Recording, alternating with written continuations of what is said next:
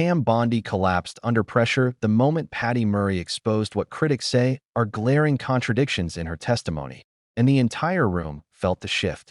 It wasn't subtle. 1 minute Bondi was delivering her usual calm, rehearsed answers, and the next, Murray tore straight through the polished facade, forcing her into defensive spirals she couldn't escape. And before anyone realized it, the Senate chamber had turned into a battleground. Because when Murray opened her microphone, she wasn't just asking questions. We're joined by the Vice Chairman of the full committee. Senator Murray is recognized. Thank you very much, Mr. Chairman. Attorney General Bondi, we are in a deeply alarming moment where law and order is being replaced by chaos and corruption and really whatever Trump wants. And your department's independence and its capacity to do its job have eroded before our eyes. We have seen respected career officials who've been fired for doing their job. Thousands more are being pushed out with your buyouts and the threat of mass firings, and entire divisions are being eliminated, and grants have been canceled illegally. So I have questions about how and why those decisions are being made, and importantly, whether you're adequately resourcing DOJ to do its job. But before I turn to my questions, I do want to raise my alarm about the troubling pattern of trampling basic rights. Detainees, including U.S. citizens, being shipped overseas without any due process. Elected officials are detained for conducting oversight, and a U.S. senator gets tackled to the ground for asking questions at a press conference. This is not the country I know or the values I believe in, and I hope that colleagues on both sides of the aisle will agree with that. Now, to the questions. Yesterday, and I know that Senator Van Hollen raised this issue, a former DOJ attorney filed a protected whistleblower complaint accusing Deputy AG Emil Bove and senior DOJ leadership of defying court orders, including through, quote, lack of candor, deliberate delay, and disinformation, unquote. The complaint also accuses this administration of firing the whistleblower for, quote, telling the truth to the court. These allegations are deeply concerning. Now, I know you said that you can't discuss the case, but can you confirm that you agree that this administration should follow court orders? We will follow court orders, Senator. The entire administration will follow court orders. The problem arises in the district courts. All these district courts throughout the country are tying our hands. But here's how we will follow them when we get to the United Supreme Court. I need to ask we're winning. A number of questions. And so, yes, we're following the orders of the court. Let me ask my questions. Can you confirm you will not allow any conduct like what is alleged to continue at the DOJ? I'm not going to talk about anything that's alleged. What I will talk about with you, hold on, you asked me a question and I get to answer it. What you asked me, alleged conduct that's part of a pending whistleblower lawsuit that was filed on the eve prior to Emil Bove's hearing today. I'm not asking about that suspicious. Case hold on, let me keep going. I would run through a wall for Emil Bove and Todd Blanche. Like to continue with my questions. I have very limited time. Thank you. I just want you to confirm for this you will not allow conduct like that at the DOJ. Yes or no? I will always support and defend Emil Bove, and I will defend Todd Blanche. They are two of the finest people I know and two of the ethical people I know. I was asking about the conduct. Let me keep going here. Now, in April, DOJ abruptly terminated over 300 public safety grants that had already gone through a very rigorous and fair and apolitical application process with no explanation. This is funding to investigate and prosecute drug trafficking, to support foster care kids who experienced abuse or neglect, to expand access to forensic exams to prosecute violent crimes like sexual assault. These really senseless cancellations have already forced public safety organizations to cut employees and services. So I want to ask you, when you cut off the community-based violence intervention and prevention initiative funding, were you aware it is used to prevent and reduce violent crime? Yeah, Senator, you weren't here for that, so I'm going to have to repeat myself. We have cut grants. I think we've cut 6%.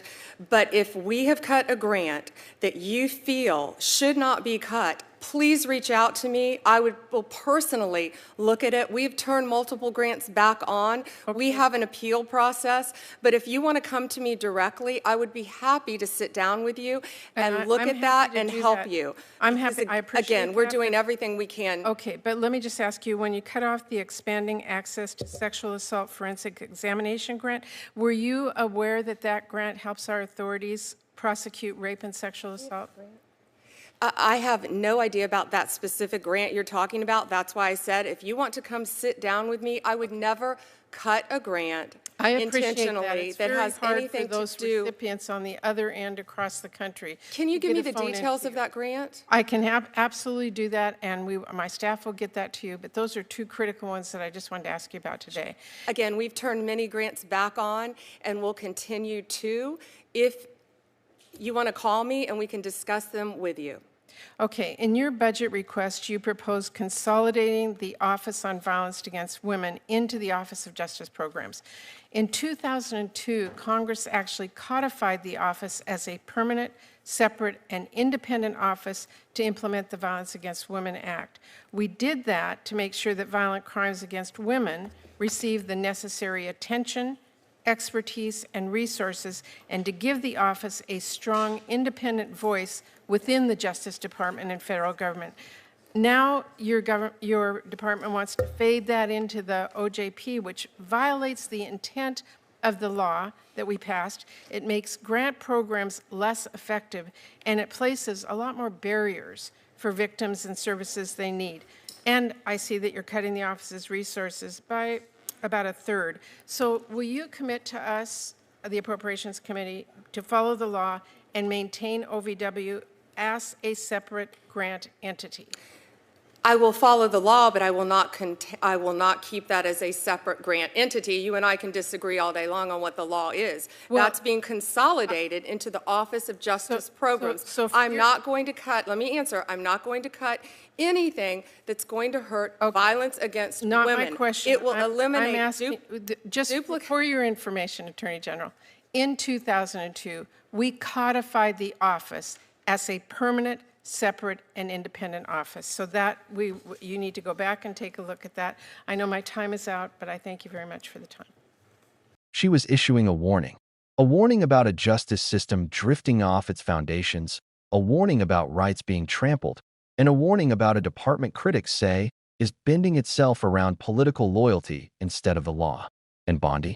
The longer Murray spoke, the more visibly shaken she became, because every sentence cut closer to the heart of what she had been trying to avoid. And what came next stunned the room into silence. Murray began by painting a picture so alarming that even seasoned senators shifted in their seats. She described a moment where pillars of justice were being replaced with something unpredictable, something unstable, something critics call outright chaos. She listed mass firings, forced buyouts, disappearing divisions, and grants being shut down with no explanation. She even pointed to detainees, including American citizens, being moved across borders without due process, elected officials detained simply for doing oversight, and a senator being tackled to the ground for daring to ask a question. By the time she finished, the room felt heavy, and Murray hadn't even asked the first question yet. But that's when the real explosion began, because she wasn't done describing the problem. She was about to confront the person sitting directly in front of her. She pivoted hard into a whistleblower complaint that had dropped mere hours earlier, a document packed with allegations that senior officials defied court orders, delayed legal processes, and spread misinformation. Rumors circulating online before the hearing had hinted that internal tensions were rising inside the department, but no one expected Murray to bring the full weight of those accusations into the hearing so boldly. The complaint claimed a former attorney had been fired simply for telling the truth to a court. It accused top leadership of showing what Murray described as a troubling disregard for fundamental legal obligations. And when she asked Bondi to confirm that she would prevent this kind of conduct from continuing, Bondi stumbled immediately. Instead of addressing the concerns, she shifted into emotional loyalty pledges to the very officials named in the complaint. The room stiffened. You could feel the emotion in her tone, but not the accountability Murray was demanding. Murray pressed again, sharper this time. A simple yes or no. Would Bondi allow conduct like this to continue? Bondi refused to answer directly. She said she wouldn't discuss allegations. She said she wasn't going to talk about pending cases. But she wouldn't say the words Murray was looking for, that she would stop this behavior if proven true. That's when viewers online started asking the same question. If everything was above board, why dodge something so basic? Bondi's refusal wasn't just a misstep. It was the moment critics say she lost control of the room. And Murray sensed it instantly. Without giving Bondi time to recover, Murray pivoted again, this time into one of the most contentious issues of the entire hearing. She exposed how the department had abruptly terminated over 300 public safety grants that communities across the nation rely on. These weren't minor programs. These were grants tied to prosecuting violent crimes, supporting abused children, investigating drug trafficking, and expanding access to critical forensic exams. Programs that save lives. Programs that keep communities safer. And they were cut without warning.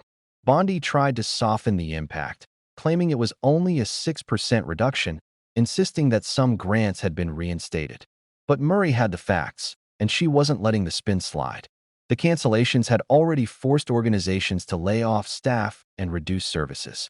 The damage was real, visible, and unfolding across the country. Then Murray asked a devastatingly direct question. When Bondi cut a major violence prevention program, did she even know the impact? Bondi tried to reset the narrative, inviting Murray to come sit down and discuss grants privately. But the moment called for answers, not appointments. And Murray wasn't done. She brought up another grant, one tied directly to sexual assault forensic examinations, a grant that helps authorities prosecute violent crimes. And Bondi's response made the entire chamber go still. She admitted she had no idea which grant Murray was talking about. A top official overseeing justice funding unaware of cuts affecting some of the most vulnerable people in the country. For many watching, that moment said more than any prepared statement could. Critics later argued that this wasn't just ignorance. It was evidence of a department shifting priorities in dangerous ways. Bondi insisted she'd never intentionally harm survivors, but the fact remained. The cut had already happened. Murray's tone sharpened again, because she knew what was coming next would be the centerpiece of the entire confrontation. She asked Bondi why her department was attempting to dissolve the Office on Violence Against Women, an office Congress had explicitly made independent in 2002 to ensure survivors had a dedicated advocate inside the justice system. The proposal would bury the office under a larger bureaucracy, reduce resources, and make it harder for victims to get support. When Murray pointed out that the move violated the clear intent of federal law, Bondi disagreed. She insisted the consolidation would happen anyway. The shock in the room was obvious. Even some senators who rarely align with Murray looked uneasy. Because this wasn't a small administrative adjustment. This was an office created through bipartisan support, designed to stand apart from political pressure.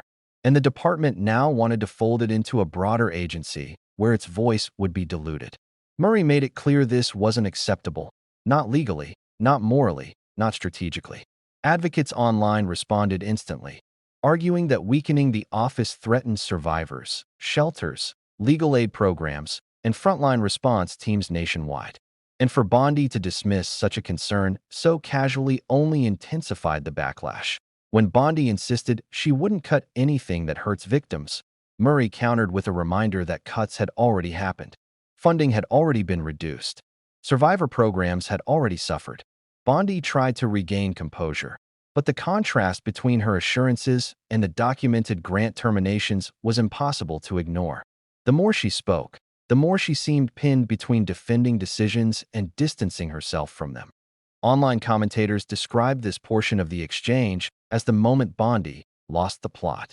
Not because she lacked talking points, but because Murray's questions revealed gaps in the department's understanding of its own actions. And when the conversation returned again to compliance with the law, Bondi doubled down on a position that left many stunned. She said she would follow the law, but she would not keep the office separate, despite Congress codifying it as independent. In a hearing centered on rule of law, that single contradiction echoed louder than anything else by the time Murray's time expired. The atmosphere had shifted completely. Bondi looked worn out, frustrated, and cornered by answers that didn't align with the documents, the regulations, or the public record Murray had outlined. And Murray? She delivered the final line like someone who knew she had just reshaped the conversation entirely. She reminded Bondi and the committee that the office's independence wasn't optional. It was law. And Bondi's refusal to maintain that independence wasn't just a disagreement. It was a challenge to legal authority. What happened in that chamber wasn't just oversight. It was a reckoning, a confrontation between two visions of justice, one grounded in accountability, one critics say is guided by loyalty. It exposed fractures inside a department already under intense scrutiny. It revealed decisions with real consequences for survivors, families, and communities nationwide. And it raised the biggest question of all. If this is what's happening publicly, what's happening behind closed doors? Rumors online suggest more whistleblowers may step forward. Analysts speculate that the abrupt grant terminations and structural changes could signal deeper internal conflicts. None of that is confirmed, but the buzz is growing louder each day. And after this hearing, many believe it's only a matter of time before those internal pressures break into the open. Because Patty Murray didn't just challenge Bondi. She exposed a system that looks increasingly unstable, increasingly inconsistent, and increasingly untethered from the transparency the public deserves. And if this hearing is any indication of what's coming, the next round could be even more explosive. So what do you think? Was this a turning point? Was Bondi unprepared, or was she defending something much bigger happening behind the scenes? Let us know in the comments. And if you found this breakdown eye-opening, make sure to hit subscribe, drop a like, and turn on notifications, because the next hearing has even more controversy brewing, and you won't want to miss what comes next.